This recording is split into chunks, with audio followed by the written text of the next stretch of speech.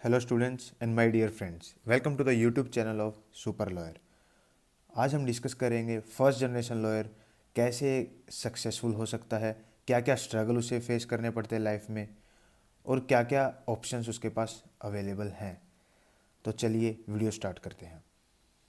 सबसे पहले first generation lawyer कौन होता है?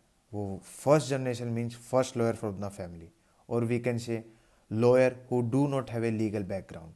दे are the people who do not come from the family of lawyers और जजेस। They write their own destinies in the legal world.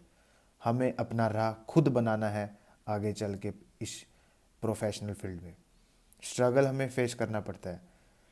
सबसे पहले फर्स्ट जनरेशन लॉयर जो नहीं होते उनको क्या क्या बेनिफिट्स नहीं होते, जैसे ऑफिस नहीं होता आपके पास, क्लाइंट्स नहीं होते आपके पास, ब्रीफ करने के लिए आपके पास कोई है नहीं, एक्सपीरियंस करने के लिए कोई आपके पास गाइडेंस नहीं है, और फेस वैल्यू जो एक एस्टेब्लिश लॉयर की कोर्ट में रिकॉग्निशन होती है वो आपके पास नहीं है।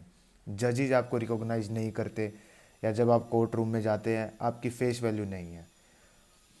तो ऐसे ही स्ट्रगल्स आपके मन में भी आते होंगे। जैसे कि जब मैं फर्स्ट जनरेशन लॉयर हूँ, मुझे जब मैं अपनी प्रैक्टिस स्टार्ट कर रहा था हमेशा मेरे मन में आता था क्लाइंट कैसे जुड़े मुझसे, मुझसे कैसे कांटेक्ट करें, मैं कोर्ट में कैसे मुझे बोलना है, या हर चीज़।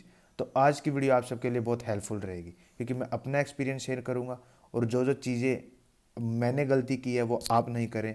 तो इस वीडियो को पूरा देखिएगा। तो चलिए स्टार्ट करते हैं।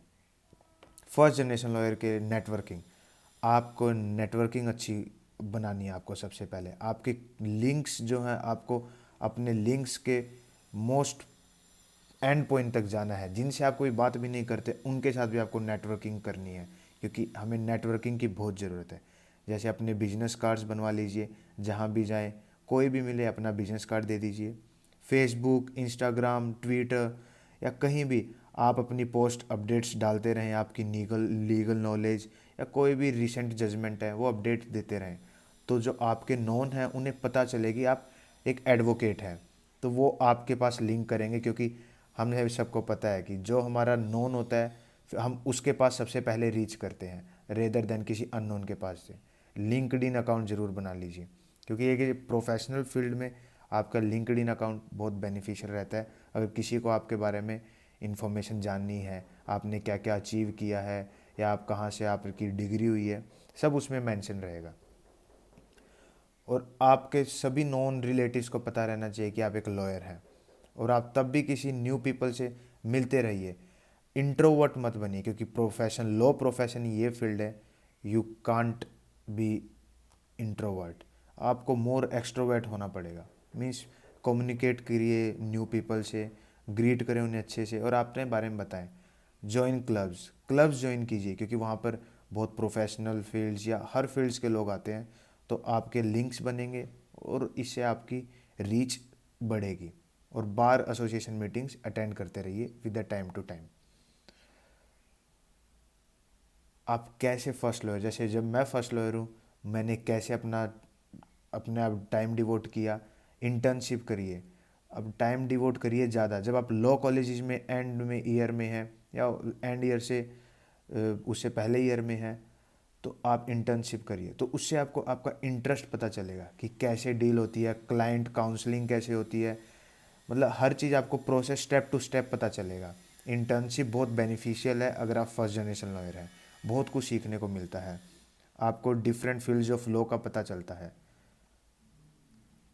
आपकी नेटवर्किंग बढ़ती है, और आपको एक फ़र्स्ट हैंड एक्सपीरियंस मिल जाता है कि how it all works in the court room. और आपकी स्किल्स पता चलती हैं, आपकी स्किल्स इंप्रूव होती हैं, जो आपको विद द टाइम इंप्रूव करनी होती है। अब बहुत लोग मुझसे पूछते हैं कि फर्स्ट जनरेशन लॉयर है, हम कैसे करेंगे। अगर मैं आपको ऑप्शंस के बारे में बताऊं, बहुत ऑप्शंस है फर्स्ट जनरेशन लॉयर, जैसे personal injury lawyer, estate planning lawyer, bankruptcy lawyer, intellectual property lawyer, employment lawyer, corporate lawyer, immigration lawyer, criminal lawyer. ये हर फील्ड में एक लॉयर की जरूरत पड़ती है। आप किसी एक स्पेसिफिक फील्ड को पकड़ लीजिए कि जिसमें आप स्पेसिफाइड अपनी स्पेशल नॉलेज गेन करें। इससे आपको बेनिफिट मिलेगा आगे जाके। और रेदर आप सब केस तो हैंडल करेंगे ही, कोई सिविल क्रिमिनल, सब चीज़ की नॉलेज आपको ओवरव्यू होना चाहिए। Be an encyclopedia of law, ये बहुत इंपॉर्टेंट है।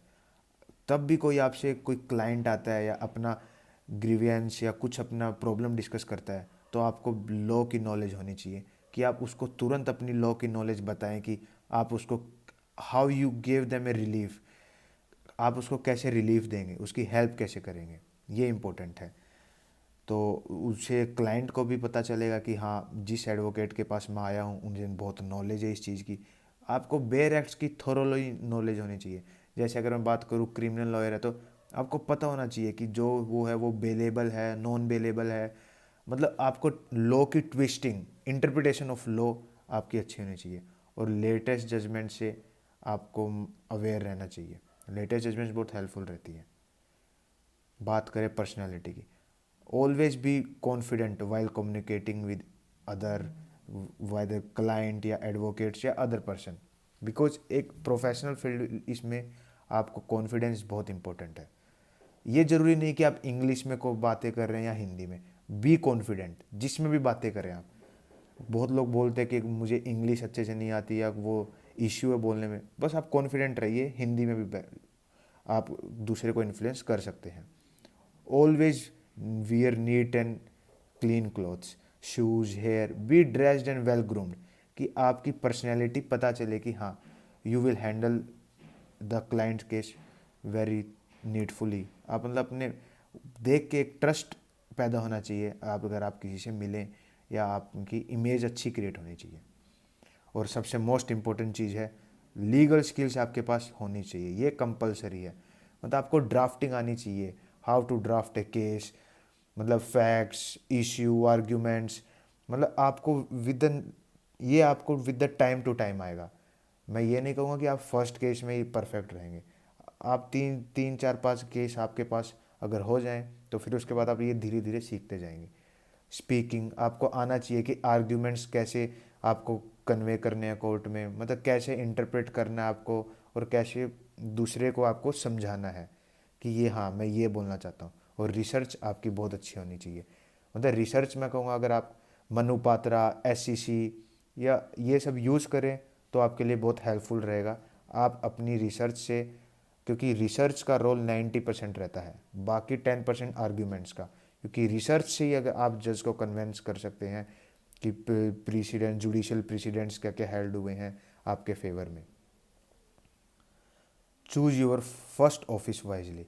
मैं आपको ये, मैंने भी गलती की थी स्टार्टिंग में, कि जब मैंने प्रैक्टिस अपनी एलएलबी करके प्रैक्टिस करने गया था, तो मैं कहीं भी बैठ गया था, किसी के नीचे काम सीखता था। ये आप wisely, the person is interested in giving work to you. अगर आप जिस सीनियर लॉयर या किसी के अंडर अगर आप काम सीखते हैं या जूनियर एडवोकेट काम कर रहे हैं, तो कोशिश करें कि वो आपको वर्क अलॉट करें, मतलब आपके ऊपर रेस्पॉन्सिबिलिटी डाले। ऐसा नहीं कि आप सारे दिन बैठे रहते हैं, वो काम नहीं देते ज़्यादा। मतलब आप सीखिए, खुद जाके बोलिए कि हाँ, क्या क्या केसेस हैं, मुझे मतलब मुझे हेल्प करनी है। अपनी नॉलेज आप अपने जिस सीनियर के साथ नॉलेज शेयर कीजिए। अगर आपको कुछ भी डाउट हो उनसे पूछिए, क्योंकि उन्हें भी पता है कि ये स्ट्रगल फर्स्ट जनरेशन लॉयर को होता है। और हमेशा कोर्ट में एक अच्छी इमेज, मतलब अगर आप जजेस से फर्स्ट टाइम आपका केस है तो वो अच्छे तरीके से आपको ट्रीट करते हैं। अगर आप फर्स्ट टाइम कोर्ट में आते हैं तो ये मत घबराइए कि मैं कैसे हैंडल करूँगा। और आपका सीनियर आपसे जेलस नहीं होना चाहिए कि ये मुझसे सीख के मेरे से ऊपर ग्रो कर गया। ऑलवेज आप लोग का एक टीचर एंड स्टूडेंट का जो एक रिलेशन होता है वो होना चाहिए, कि हाँ, कि वो आपको हमेशा काम सिखाए। आई होप ये सब आपके काम आया होगा जो मैंने बताया है। Always be positive. क्लाइंट्स, ये हमेशा टेंशन रहती है, वो जेन्यून है कि मैं क्या करूँगा आगे, वो करूँगा, बट विद द टाइम आप जैसे ही कोर्ट में जाना स्टार्ट करेंगे, आप सब ट्रिक्स, उनकी tactics, how to convince clients and how to make research, all you will learn with the time to time. एकदम से नहीं आएगा। Be positive. मैं, अगर आपको मेरी वीडियो अच्छी लगी, अपने व्यूज़ मुझे कमेंट सेक्शन में बताइए। मैं और ऐसी वीडियोज़ बताता रहूँगा जो मैंने एक्सपीरियंस किया है, तो आप लोग को वो मिलता रहे मेरा experience. Please subscribe this channel for more updates. और अगर आप जुडिशरी की तैयारी कर रहे हैं तो तो सब्सक्राइब कर लीजिए चैनल को। मैं जुडिशरी अपडेट्स भी देता रहता हूँ और जुडिशरी में मोस्ट इंपॉर्टेंट क्या क्या आता है वो बताता रहता हूँ। Thank you.